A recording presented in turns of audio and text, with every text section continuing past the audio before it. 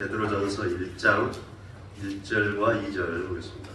신약성경 376페이지 신약성경 베드로전서 1장 1절 2절 보겠습니다. 자, 베드로전서 1장 1절과 2절 다 같이 볼까요? 자, 시작. 예수 그리스도의 사도 베드로는 본도, 갈라디아, 갑바도기아, 아시아와 비두니아에 흩어진 나그네 곧 하나님 아버지의 말하심을 따라 성령이 거룩하게 하심으로 순종함과 예수 그리스도의 피 뿌림을 얻기 위하여 택하심을 받은 자들에게 편지하노니 은혜와 평강이 너희에게도 말을지어다. 아멘. 이 시간 박진영 목사님 말씀 주시겠습니다.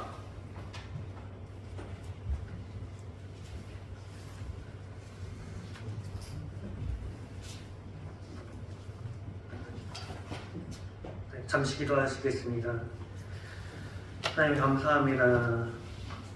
주의를 허락하시고 주의 성전에서 주를 사모하는 마음으로 주님께 나와 예배하게 하심을 감사합니다. 아멘. 하나님 우리가 하나님의 말씀을 듣고 그 말씀대로 살기를 원합니다. 아멘. 오늘 우리 함께 나누는 이 말씀이 우리 삶에 적용되게 해 주시옵소서. 아멘. 예수님의 이름으로 기도드립니다. 아멘. 식사를 맛있게 하셨습니까? 네. 제가 평소에 먹던 양이 2배를 먹어가지고 소화가 안 돼서 그냥 오늘 아침에 교회 오려고 아침에 딱 나오니까 아파트에 나무가 벚꽃 나무가 있는데 꽃이 피었더라고요. 봄이 왔구나. 한편으로 걱정되는 게 안 그래도 처음부터 설교 처음부터 끝까지 톤이 일정한 사람인데 조시지 않을까. 안 그래도 겨울에도 주무시게 만들었는데 조시지 않을까 걱정을 하면서 나왔습니다. 그러니까 함께 베드로전서를 보기를 원해서 본문을 잡았는데요. 이게 제가 성경 본문에 담임선생님께서 저에게 따로 주시지 않으세요. 제 마음대로 하라고 하셔서 제가 은혜 받은 말씀 하나님이 전하라고 하시는 본문 찾아서 하라고 하셔서 찾다 보니까 이게 성경 말씀에 어떤 것을 맞춰가는 게 아니라 제가 그냥 하고 싶은 얘기 성경 말씀 자꾸 맞춰가는 것 같아서 목사님께 말씀드리고 앞으로는 베드로전서 그리고 끝나면 베드로후서를 이어서 하겠습니다 라고 말씀을 드리고 목사님께서는 베드로전서를 이제 아예 저에게 설교를 맡기신 상황입니다. 그래서 오늘 저희는 베드로전서 말씀 보기를 원하는데요. 오늘 본문은 베드로 사도가 성경에 나와 있는 대로 성도들에게 편지를 쓴 가장 서두에 있는 내용입니다. 어느 편지나 마찬가지입니다. 바울이 썼던 편지도 마찬가지로 나 누구는 어떤 자들에게 편지합니다 라고 하는 게 그 당시 편지의 그런 양식이었습니다. 지금은 다르죠. 지금은 누구에게 써놓고 편지의 내용을 다 쓴 다음에 누구가, 누구 드림 이렇게 하죠. 그때 당시에는 누가 쓰는지가 제일 앞에 나옵니다. 그래서 베드로는 자기 자신을 예수 그리스도의 사도 베드로는 이라고 소개하고 있습니다. 베드로가 어떤 사람입니까? 예수님을 3번이나 부인했던 자입니다. 예수님 따랐던 제자들 중에서 유일하게 무리를 걸었던 자고 주는 그리스도시요 살아계신 하나님의 아들입니다라고 신앙까지 고백했던 자지만 그런 자조차 예수님을 부인하고 저주했던 자였습니다. 그런데 그가 편지 서두에 예수 그리스도의 사도 베드로는 라고 소개하고 있습니다. 그리고 나서 본도, 갈라디아, 갑바도기아, 아시아와 비두니아에 흩어진 나그네라고 수신인을 밝히고 있습니다. 이 지역은 제가 처음 설교했던 기억나시나요? 제가 처음 여기서 설교했던 부분 사도행전에 나오는 사도 바울이 가고자 하였으나 예수의 영이 막으시고 성령님이 허락지 않으셔서 가지 못했던 곳 그곳이 이 지역입니다. 그래서 전도가 되지 않은 지역입니다. 그런데 베드로는 이상하게 이 지역에 편지를 보냅니다. 이 배경이 어떻게 되냐면 베드로서의 배경이 주후 약 64년경입니다. 그때는 어떤 상황이냐면 네로 황제라고 혹시 들어보셨습니까? 로마의 황제 중에 네로 황제라고 있는데 정말 흉악한 황제였습니다. 그가 수많은 일들을 하는 가운데 로마에 큰 불이 났어요. 그 제국 수도에 불이 났는데 그게 사실은 네로가 한 짓이었습니다. 네로가 어떤 일을 하고자 하면서 불이 일어난 건데 그것이 자기의 실수임이 들키면 자기 왕권이 위험하니까 이걸 뒤집어 씌울 상대가 필요했던 겁니다. 그때 네로 눈에 띈 게 그리스도입니다. 유대교에서 그리스도로 개종한 사람들. 그래서 이들에게 덮어 씌웁니다. 그리고 덮어 씌워서 이 분을 로마 시민들의 분을 잠재워줘야 되니까 이 그리스도인들을 처형하기 시작합니다. 그 처형의 방식이 콜로세움에 굶주린 맹수를 끌고 나옵니다. 콜로세움에 수많은 로마 시민들이 보는 가운데서 이 그리스도인들을 묶어놓습니다. 도망가지 못하게. 탈출할 곳이 없습니다. 수많은 로마 시민들이 둘러싸인 가운데 그 맹수들에게 죽임을 당하게 만듭니다. 그리고 또 한 가지 방법은 그들을 로마의 성에 있는 기둥에 묶습니다. 붙잡아서 묶은 다음에 그들의 몸에 불을 붙입니다. 그들이 서서히 타게 만들었습니다. 그래서 밤이 되면 저희는 지금 밤에 가로등이 있죠. 가로등으로 이루고 있습니다. 그저 그리스도인이라는 이유 하나로. 잘못한 건 아무것도 없습니다. 그런데 그리스도인이라는 이유 하나만으로 그렇게 만들었습니다. 그러니까 이 로마에서 시작된 박해가 로마에서 끝나지 않고 유대 땅까지 건너온 겁니다. 예루살렘까지 이 박해가 건너왔습니다. 그러니까 유대인들은 자신들에게 화가 미칠 것을 두려워해서 이들을 박해하기 시작했습니다. 그러니까 이들이 더 이상 예루살렘 땅에 살 수가 없는 겁니다. 그러면 도망가야 했습니다. 떠나야 했습니다. 그래서 간 곳이 오늘 본문에 나온 본도, 갈라디아, 갑바도기아, 아시아와 비도니아에 흩어져 버린 나그네들이 되었던 것입니다. 그들이 자신들 유업이라 생각했던 예루살렘에서 떠나 방랑생활을 하기 시작했습니다. 그들의 마음 가운데 어떤 마음이 들었을까요? 아, 내가 이 신앙만 포기하면, 내가 다시 유대교로 돌아가면 나는 다시 유업의 땅에 돌아가서 내 조상들이 살던 땅으로 돌아갈 수 있다 라는 생각이 들었을 것입니다. 그런데 이들에게 베드로는 편지하였습니다. 그들의 고난 가운데 믿음을 잃지 말기를 희망하면서 편지하였던 것입니다. 그러면서 이 성도들에게 한 가지 별칭을 붙이는데 그것이 오늘 제목에 나오는 나그네입니다. 베드로가 말하는 그 나그네는 어떤 사람들이었을까요? 베드로가 말하는 나그네 첫 번째, 하나님의 미리하심을 따라 나그네가 되었다는 것입니다. 오늘 본문에 나오듯이 곧 하나님 아버지의 미리하심을 따라 라고 되어 있습니다. 하나님 아버지께서 너희를 미리 알고 계셨다. 너희가 태어나기 전부터 알고 계셨다. 이것은 하나님께서 우리를 미리 아시고 하나님께서 우리를 먼저 구원하시기로 작정하셨다는 것입니다. 우리가 수많은 종교 가운데 나는 이 종교를 믿겠어 라고 선택한 것이 아니라 하나님께서 먼저 우리를 선택하셨다는 것입니다. 그리고 먼저 찾아오셨다는 것입니다. 베드로의 삶 가운데 어떠했습니까? 그가 어부였을 때 예수님께서 먼저 찾아오셨습니다. 예수님께서 먼저 베드로에게 찾아오셔서 나를 따르라, 내가 너로 사람을 낚는 어부가 되게 하겠다 하셨습니다. 그렇게 예수님께서 먼저 찾아오셨습니다. 에베소서 1장 5절에 이렇게 쓰여 있습니다.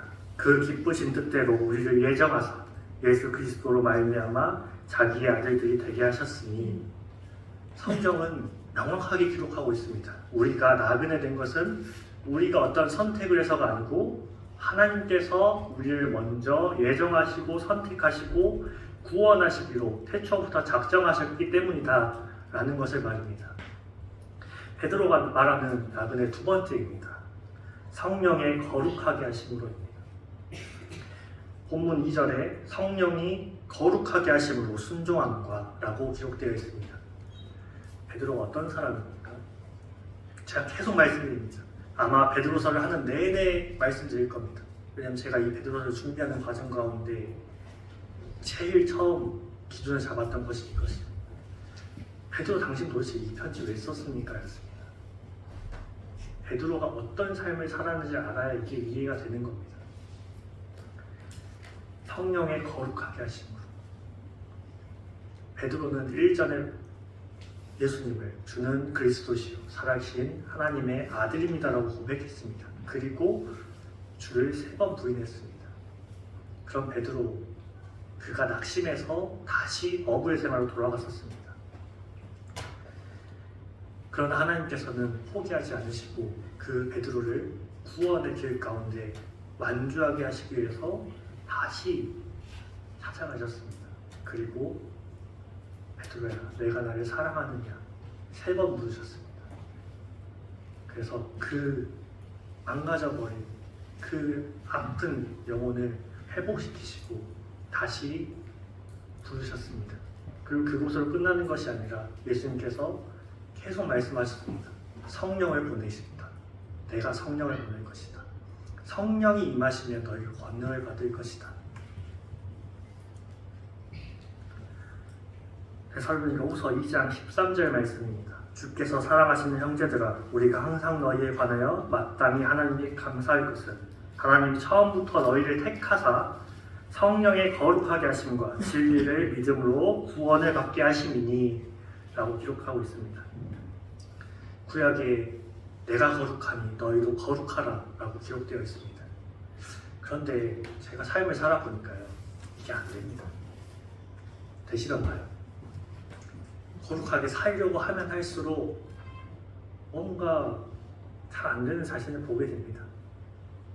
그것이 때로는 나는 안 되나 보다, 나는 아닌가 보다 하면서 구원에 대한 믿음마저도 흔들리게 만듭니다. 그런데 오늘 본문에 정확하게 기록되어 있습니다. 너희가 거룩해지면 구원을 하겠다가 아니라 성령님이 거룩하게 하심으로 라고 기록되어 있습니다. 저는 아무 능력이 없습니다. 저는 이 말씀을 제대로 해석하려고 공부는 하지만 정말 어렵습니다. 제가 이거 설교 준비하는데 3주가 걸렸습니다. 아멘. 근데 그 3주가 걸리는 삶 속에서 거룩하게 살았나라고 생각해보면 아니었습니다. 그러니까 이 원고를 쓰기가 되게 어려웠습니다. 안 되는 겁니다. 그러다가 계속 보다가 나는 안 되는 거야. 나는 거룩하게 살 수 없는 존재구나. 오늘 아침에 목사님 설교하신 것처럼 늪에 계속해서 빠져들어가는 존재구나. 그러면 내가 거룩해질 수 있는 방법은 무엇인가? 그것은 성령님이 우리 안에 내주하시고 그 성령님이 우리를 거룩하게 만들어 가시도록 우리가 성령님의 인도하심에 순종하는 것입니다. 아멘. 그래서 베드로는 성령님이 임하시자 수많은 사람들 가운데서 설교했습니다.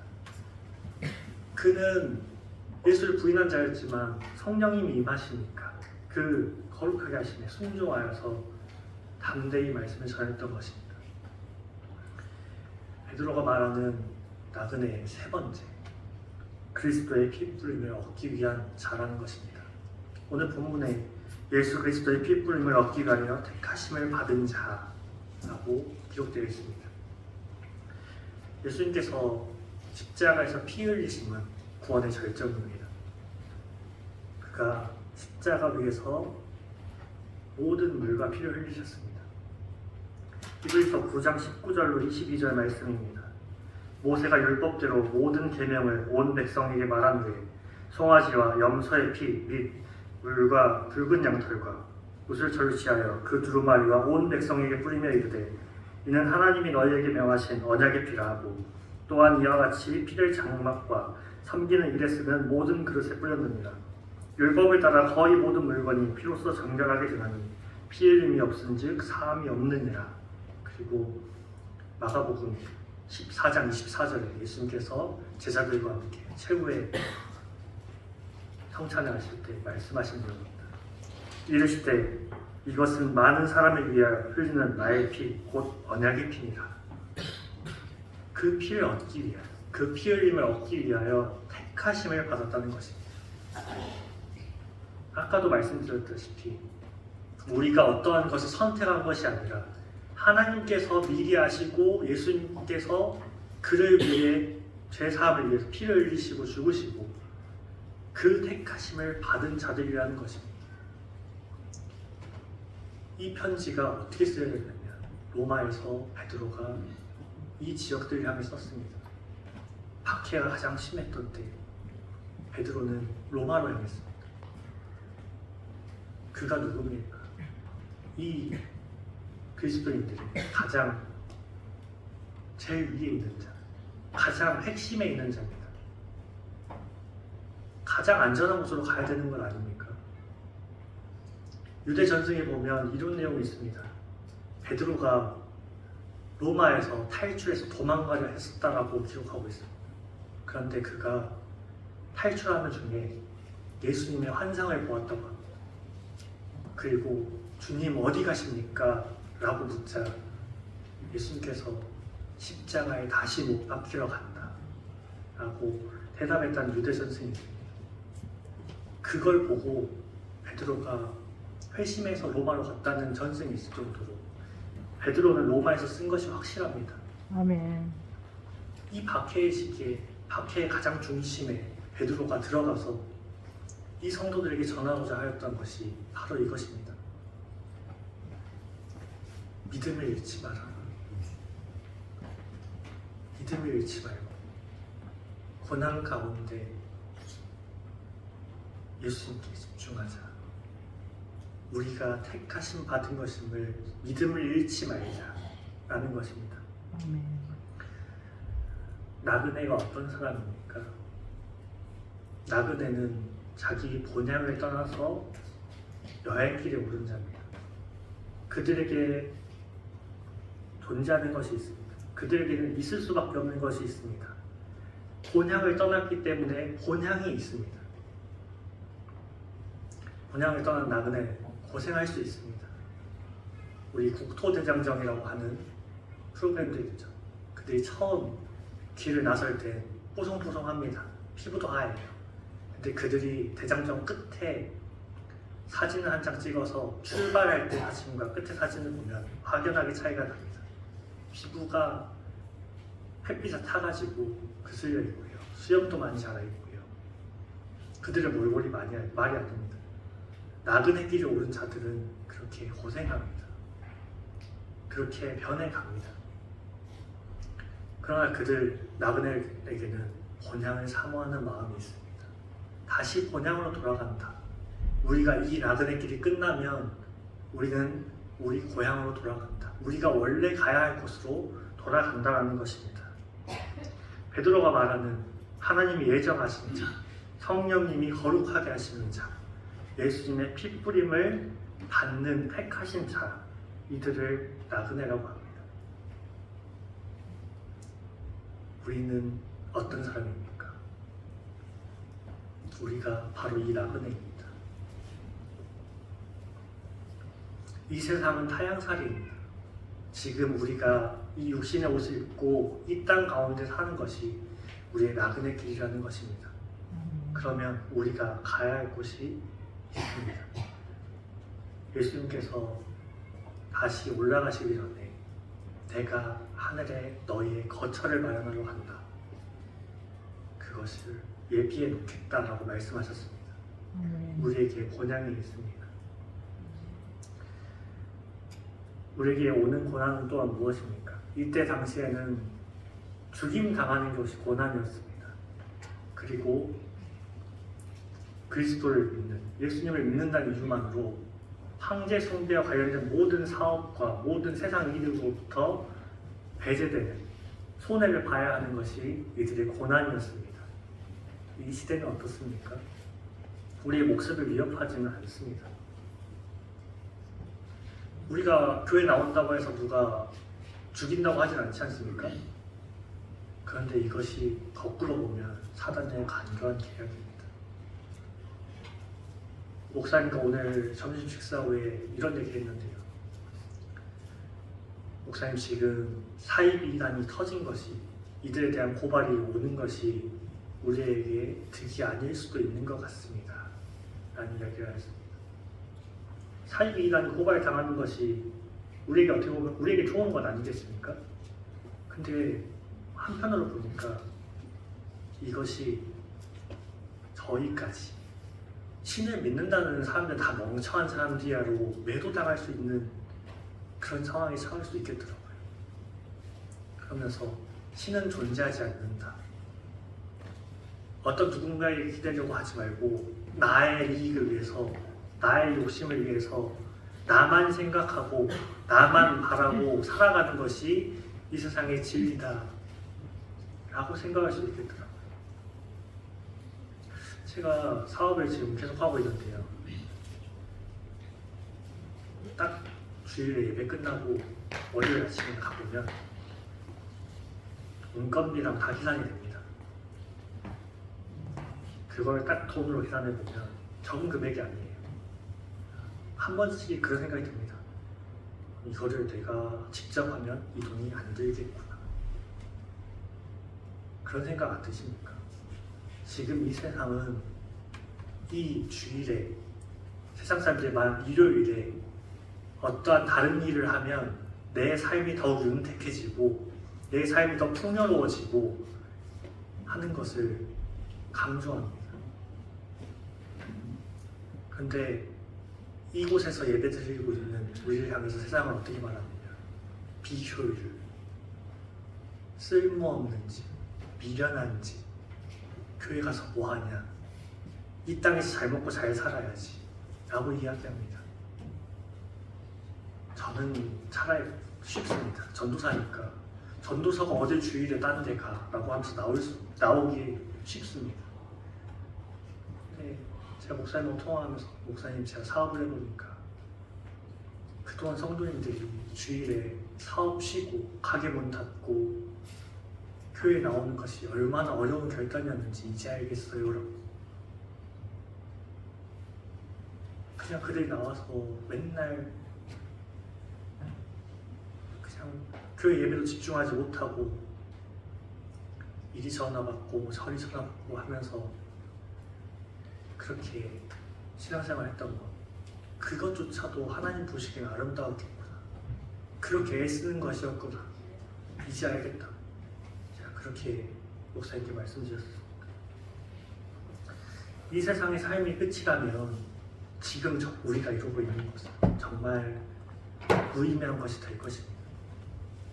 세상 사람들은 그렇게 생각합니다. 그러나 우리는 예수님께서 다시 오실 때 우리가 예비하신 그 본향에 가게 될 것을 믿습니다. 아멘. 그리고 그 믿음이 우리 가운데 있습니다. 우리는 그곳에 가서 영원히 살 것입니다. 잠깐 이 세상의 삶이 아니라 우리는 더 나은 본향에 가서 주와 함께 영원히 살 것입니다. 아멘. 고린도전서 1장 18절 말씀입니다. 십자가의 도가 멸망하는 자들에게 미련한 것이요 구원을 받는 우리에게는 하나님의 능력이라. 저희가 지금 거의 한 달 반 정도 늘 찬양 콘티에 올라오는 곡이 있습니다. 돌아서지 않으리. 방금 전에도 찬양했고 어제도 찬양했습니다. 후렴 가사가 어떻게 되지요? 어떠한 시련이 와도, 수많은 유혹 속에도, 그렇죠. 그리고 세상이 이해 못하고 우리를 조롱하여도 우리는 결코 돌아서지 않고 주님만 따를 것입니다 라고 하는 고백입니다. 우리가 수도 없이 우리 입으로 말하지만 우리가 가지 못합니다. 오직 성부, 성자, 성령 하나님이 우리의 삶을 인도하셔서 우리를 그 본향으로 인도하실 때 우리는 가게 될 것입니다. 그렇기에 그 가사처럼 어떠한 시련과 유혹 속에도, 어떠한 멸시 속에도 우리가 하나님의 택하심 받은 자녀임을 잊지 마시고 주 예수 그리스도의 은혜와 평강 안에서 넉넉히 이기는 삶을 살아가고 그래서 그 삶의 끝에서 하나님 품에 안겨서 하나님 내가 이렇게 살다가 주님 앞에 왔습니다. 내가 이 수많은 시련 가운데서도 믿음을 잃지 않고 하나님 앞에 나왔습니다 라고 고백할 수 있는 그런 넉넉한 삶을 사시는 우리 모든 성도님들 되시기를 소원합니다. 아멘. 들어가시겠습니다. 아멘. 하나님 감사합니다. 우리를 미리 택하시고 우리를 성령님의 그 내주하심으로 거룩하게 하시고 예수님의 그 십자가에 못 박혀 모든 물과 피를 흘리신 그 핏부림에 정결하게 하시는 역사가 우리 가운데 역사하고 계심을 믿습니다. 아멘. 우리가 이 세상 살이가 때로는 고난과 어려움일지라도 우리가 돌아서지 않길 원합니다. 아멘. 우리가 이 삶에 환난이 닥칠 때 환난이 인내가 연단이 소망을 이루는 줄 알미라고 하는 그 말씀 붙들고 우리가 우리 주 하나님께 소망을 두는 삶을 살기 소망합니다. 아멘. 우리가 이 땅에 살 때 우리가 넉넉히 이기는 삶을 살 수 있도록 그리고 우리가 본향에 돌아가 주와 함께 영원히 그 기쁨을 누릴 수 있도록 우리 삶을 인도하여 주셔서 아멘. 예수님의 이름으로 기도드립니다. 아멘.